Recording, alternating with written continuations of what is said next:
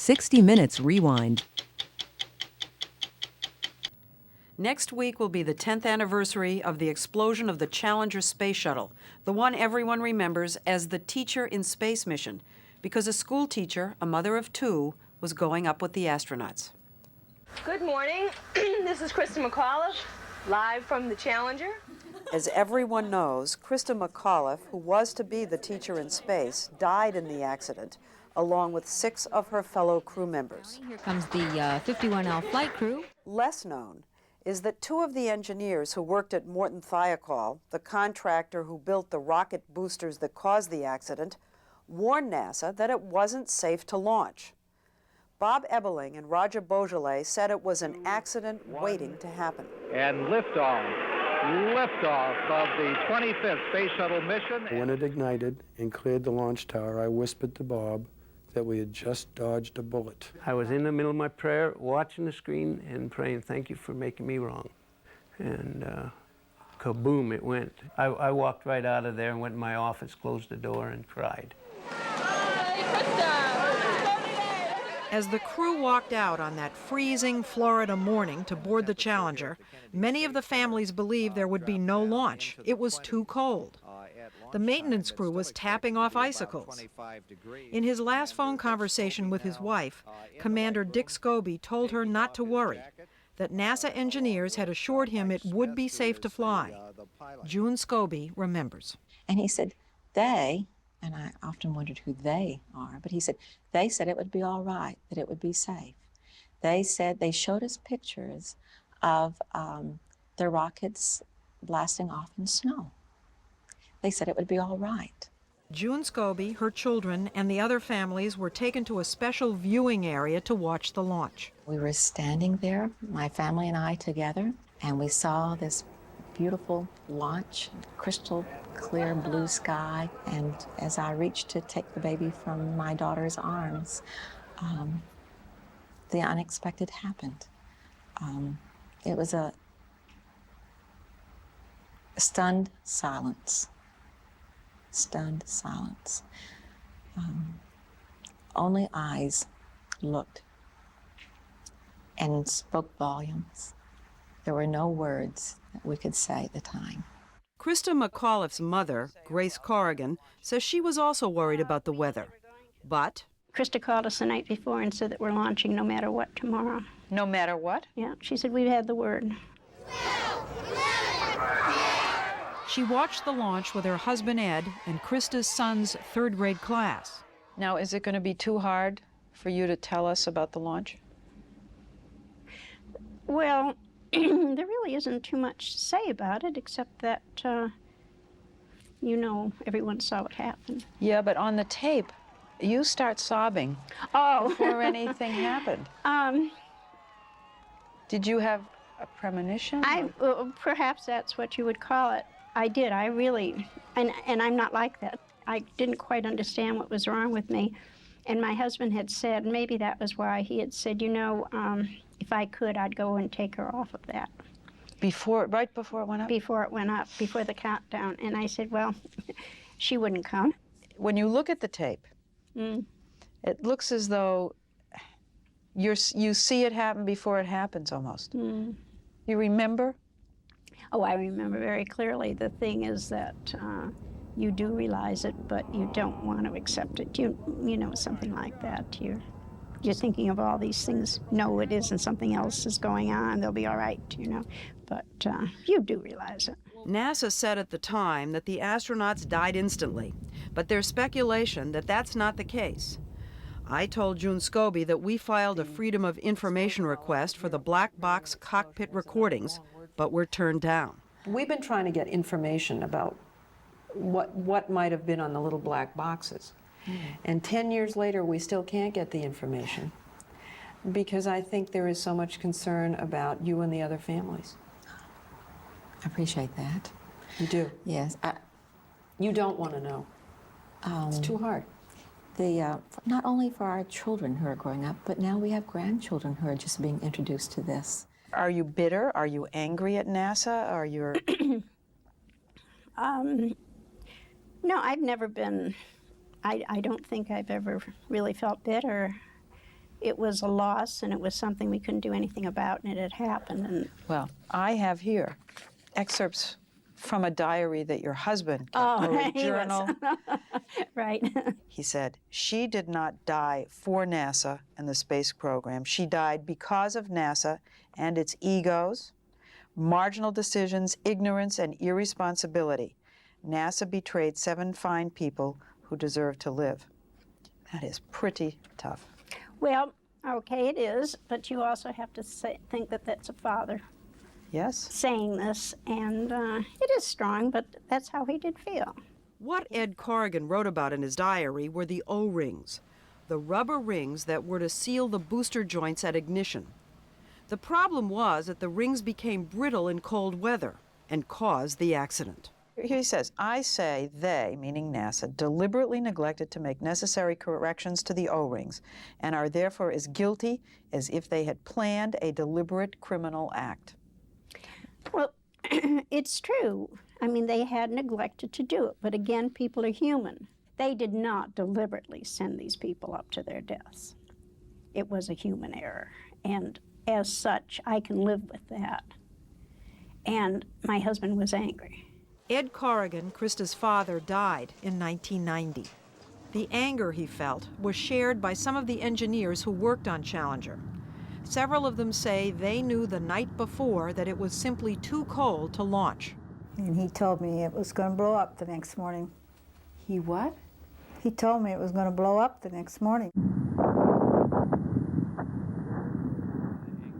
Darlene Ebeling is married to Bob Ebeling, one of the engineers at Morton Thiokol, the contractor that built the solid rocket boosters that were to propel Challenger into space at twice the speed of sound. You actually told your wife you knew it was going to blow up?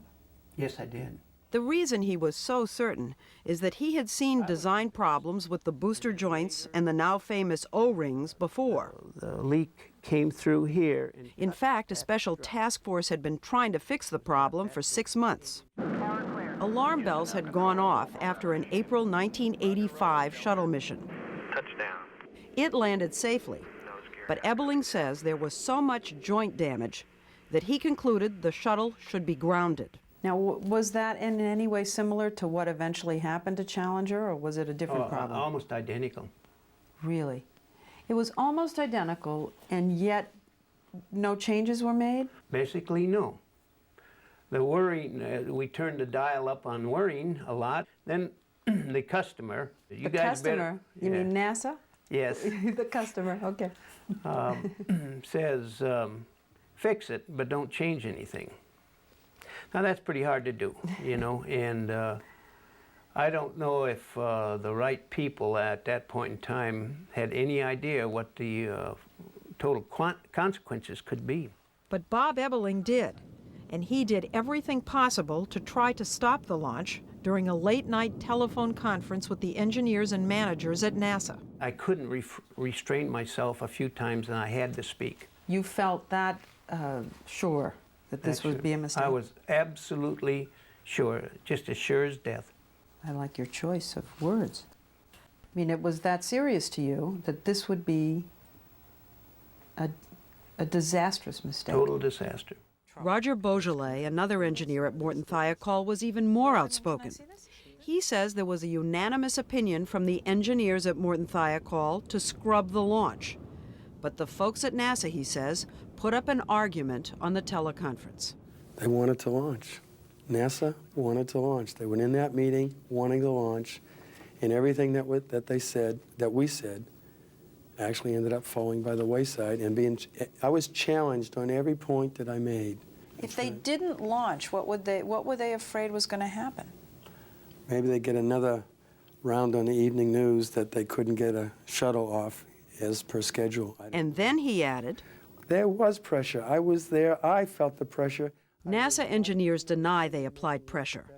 But Beaujolais says NASA didn't want to delay the flight because it had been embarrassed by earlier postponements, and that Reagan wanted to say something that night before the joint session of Congress in his State of the Union about this. That's right. Think about it. NASA was thrilled that they were going to be mentioned, and he was thrilled because he was the one that conceived the teacher in space. you can't make a better case for pressure to launch. That pressure to launch despite the cold, he said, was felt most acutely by his bosses at Morton Thiokol, who had been warned that NASA might change contractors. He says his bosses caved into the pressure, even though he pleaded with them to vote against the launch. I was told by my colleagues after the meetings that I was literally screaming at them, namely that the lower the temperature, the more hot gas gets past the seals. Did you think it was going to blow up? Absolutely. You did? Absolutely. After the decision to launch was made, Beaujolais drove home with Bob Ebeling. We would have leveled the plant if we had had a box of grenades. We were so damn mad. It was just a terrible feeling that they were sending these people to their death and we couldn't stop it. Did it actually explode? It's called a deflagration, which means a rapid burning of volatile fuel. But because there's so much fuel involved, it creates a pressure sufficient to break up the vehicle into its component parts.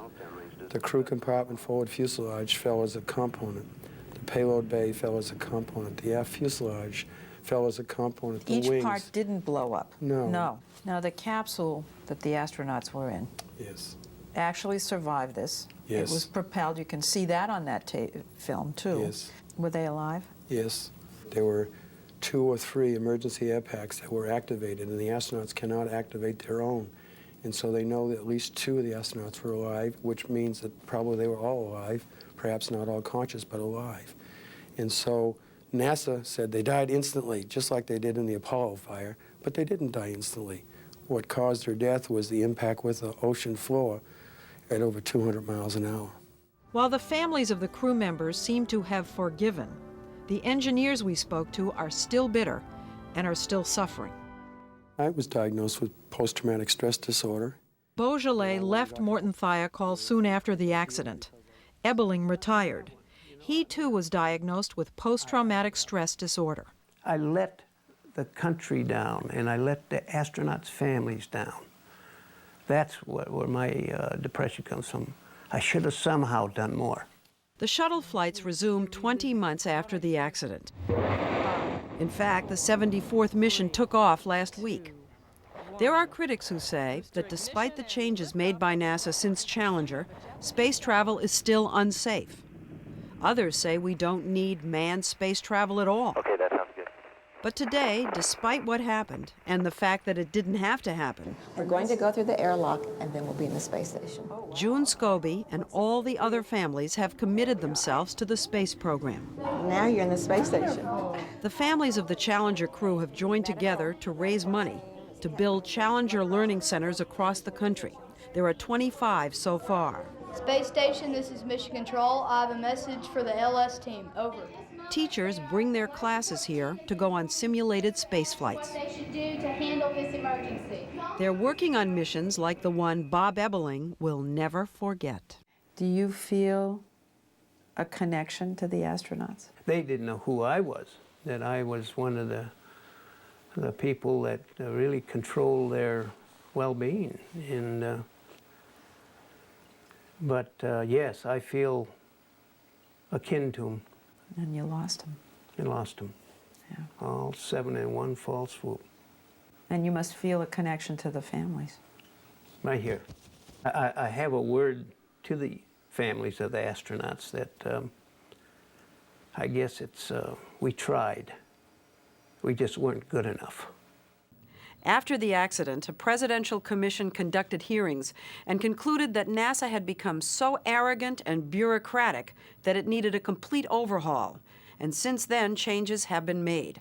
Still, NASA would not agree to an interview. By the way, some of the families sued NASA and Morton Thiokol. All of them, those who sued and those who didn't, got settlements. The amounts have never been disclosed.